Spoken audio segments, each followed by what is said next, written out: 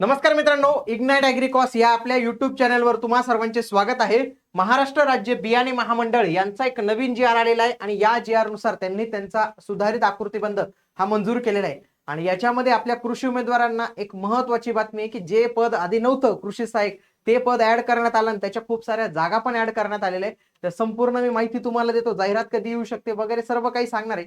फक्त तुम्ही आपल्या या चॅनलला आजच सबस्क्राईब करून ठेवा. ॲग्रिकॉस संदर्भात संपूर्ण बातमी तुम्हाला आपल्या याच चॅनलवर मिळत असते.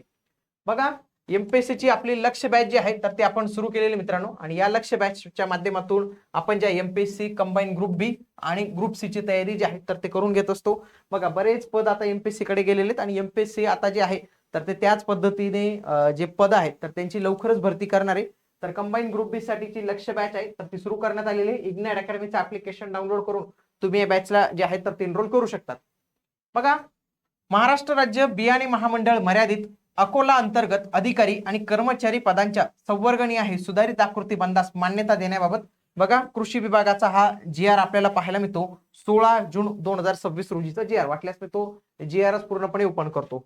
त्याच्यानुसार आता शासनाने कशाला मान्यता दिलेली ते सांगूया. बघा, शासन निर्णय काय झालेला आहे तर त्यांचं म्हणणं आहे की आता 530 पदं ही नियमित पदं असतील, म्हणजे याला म्हणायचे सरकारी पदं की ज्याला म्हणतो आपण, ज्यासाठी आपण तयारी करतो. 100 पदं ही अधिसंख्य ठरलेली आहेत, म्हणजे यांच्यातील जे काही पद आहेत ते मृत संवर्ग म्हणून घोषित करण्यात आलेलं आहे. हे मृत संवर्गमुळे हे पद नंतर भरता येणार नाही एकदा ते खाली झाल्यावर. तर आणि बाह्य स्त्रोताद्वारे 63 म्हणजे काय कंत्राटी तत्वावरचे पद आहे ते, तर असे 723 पदं आहेत. तर या डिपार्टमेंटने किती पदं मंजूर केलेली आहेत मित्रांनो? 723 पदं एवढी जी आहेत तर ती मंजूर केलेली आहेत. याच्यामध्ये यांचाही काही संबंध नाही, यांचाही काही संबंध नाही. आपल्या कामाचे हे नियमित 560 पद आहेत मित्रांनो, फक्त 560. मग हे पदांची आकृतीबंध मंजूर झालेला आहे. मग युट्यूबला, इंस्टाग्रामला लगेच लोक रील बनवतात की 560 पदांची जाहिरात येणार किंवा 723 पदांची जाहिरात येणार. मित्रांनो, हे सपशेल चुकीचं असतं. म्हणून तुम्हाला अशा काही रील दिसल्या, हे दिसले, लगेच त्याला रिपोर्ट तुम्ही करू शकतात की 723 पदांचा आकृतीबंध आहे. आकृतीबंध तुम्ही समजून घ्या, जेवढा आकृतीबंध असतो असं नाही होत की तेवढी पदांची जाहिरात येते. जाहिरात किती पदांची त्याच्या संबंधीची माहिती मी तुम्हाला थोडं पुढे देतोच. सोबत त्यांनी काय सांगितलेले की गट क मधील जे वाहन चालक पद आहे आणि गट ड हा संपूर्णपणे मृत संवर्ग म्हणून घोषित करण्यात आले. मृत संवर्ग म्हणजे की त्याची आता नवीन पद भरती होणार. मग सरकार कशी काम चालेल तर हे पदांसाठी सरकार कॉन्ट्रॅक्ट काढेल आणि हे पद कंत्राटी तत्वाने भरण्यासाठी गव्हर्नमेंट जे आहे तर ते काम करणार आहे. हा जी आर चाल. आता या जी आर मध्ये त्यांनी इथं काय केलेले संवर्ग दिले, त्यासाठी वेतन श्रेणी आधीच्या जी आर नुसार म्हणजे 2014च्या जी आर नुसार किती पद मंजूर होते आणि आता या 2026च्या जी आर नुसार किती पद मंजूर आहेत. आपल्याला हा जो कॉलम आहे ना हा महत्वाचा आहे. बाकी इथं रिमार्क वगैरे दिलेले बघा, हे वरचे जे पद आहेत ते पार IAS IPS मोठ्या लेवलचे लोक आहेत ते. ओके, ते आपली भरती जी आहे तर ती बघा इथं सगळे आहेत. बघा, कामगार कल्याण अधिकारी हे पद होतं आधी, पण हे पद त्यांनी आता इथं काढून टाकलं. बघा, एक पद होतं ते काढून टाकलं. त्यांचं काय म्हणणं आहे, हे पद निरसित झालेले म्हणजे त्यांनी इथं काढून टाकलेलं आहे. ओके, बाकी भरपूर पद आहेत. बघा, कनिष्ठ अभियंता म्हणजे जेईचं पद आहे, S15 ची वेतन श्रेणी 4 पद मंजूर होती, आता पण 4च पद आहेत. मग 4 पदांची जाहिरात येईल का नाही? मे बी असू शकतं की याच्यातील 2 पदे भरली गेलेली आहेत आणि 2 पदं रिक्त आहेत. मग आगामी काळात याची जी काही जाहिरात येईल ती मे बी 2 पदांसाठी जी आहेत तर ती येऊ शकते, अशा पद्धतीने असतं. पुढचं बघा, सहाय्यक भांडारपाल हा जे आहे महत्वाचं पद आहे. हे पण आता एमपीसी कडे गेलेलं आहे बरं का. आता पण या महामंडळाचं अजून काही गेलेलं नाही हे पद, हे महामंडळ वगैरे ठरवतील. 24 पदं मंजूर आहेत, ती 26 झालेली आहेत. म्हणजे काय, 2 अधिक झालेले आहेत. समजा या डिपार्टमेंट मध्ये आधी 20 पदं भरली गेलेली होती, मग आधीची ही 4 पदं आणि नवीन मंजूर केलेली 2 पदं, म्हणजे अशी 6 पदं जाहिरात एक्सपेक्टेड येऊ शकते. मी एक्सपेक्टेड सांगतोय, मला काही माहित नाही किती पदं भरली गेलेली आहेत. हा, लिपिक टंकलेखक हे महत्वाचं पद आहे. S8 ची वेतन श्रेणी 90 पदं होती, ती आता 47 करण्यात आली. 43 पदं ही कमी करण्यात आलेली आहेत. काय कमी करण्यात आलेली?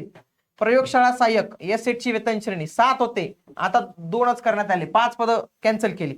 बघा, हे सगळ्यात आधी महत्वाचं, ज्याच्यासाठी तुम्ही व्हिडिओ वगैरे ओपन केला असेल. बघा, काय नाव इथं 44 नंबरला कृषी सहाय्यक. किती वेतन श्रेणी? S8, 25,500, 81,100. आधी किती पदं होते 2024च्या जी आर नुसार? 0. आता किती पदं झालेले आहेत? 190. हे प्लस मध्ये.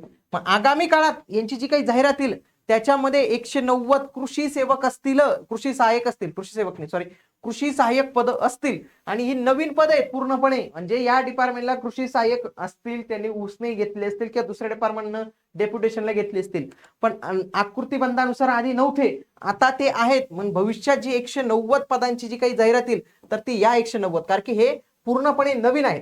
त्यासोबतच बघा लिपिक टंकलेखक कनिष्ठ लिपिकची बघा 23 पद होती, ती आता 40 झालेली, म्हणजे याच्यात थोडीशी वाढ आपल्याला इथं पाहायला मिळते. पण खऱ्या अर्थाने जे आपल्याला बघायचं होतं ते म्हणजे कृषी सहाय्यकची 190 पदं जी आहेत तर ती इथं झालेली आहेत. ओके, मग लगेच आता 190 झाले मग लगेच जाहिरात येते असं काही होत नाही मित्रांनो. बघा आधी 681 पदं होती, ती आता कमी करून 560च त्यांनी केलेली आहेत, म्हणजे सरकारी जॉबची पदं त्यांनी इथं कमी केली आहेत, परंतु कृषी सहाय्यकची पदं मात्र 190 नवीन ऍड केलेली आहेत. बघा आता ह्या आकृती बंद आलेला आहे, पण लगेच जाहिरात येईल का? नाही येणार. आता हे काय करतील, डिपार्टमेंटला काय करावं लागेल की त्यांच्या येथील जे रिक्त जागा आहेत तर त्या बघाव्या लागतील.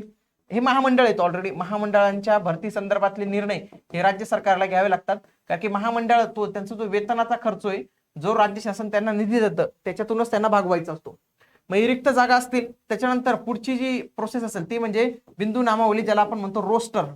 रोस्टर जे आहे तर त्यांना ते तयार करावं लागणार आहे. याच्या संदर्भातली मान्यता त्यांना वित्त विभाग जो आहे किंवा त्यांच्याशी संबंधित जो विभाग आहे तर त्या विभागाकडे त्यांना मान्यता जी आहे तर ती घ्यावी लागणार आहे, आणि त्याच्यानंतरच आपल्याला जाहिराती वगैरे पाहायला मिळतील. म्हणजे आता ही काही लगेचची प्रोसेस नाही, पण एक कळालं की 190 पदं ही निर्माण झालेली आहेत, आगामी काळात त्यांना ते भरावे लागतीलच आकृती बंधानुसार. म्हणजे ती एक पद भरती संदर्भात आपण जे आहे तर ती गुड न्यूज कृषीवाल्यांसाठी आपण जी आहे तर ती म्हणू शकतो. मित्रांनो बाकी काही अपडेट्स तुम्हाला जर आली तर ती तुमच्यासाठी आपल्या याच चॅनलच्या माध्यमातून तुम्हाला सर्वांना त्या व्हिडिओच्या माध्यमातून संपूर्ण माहिती मिळणार आहे. भेटूया पुढील व्हिडिओमध्ये, तोपर्यंत जय हिंद, जय महाराष्ट्र, धन्यवाद.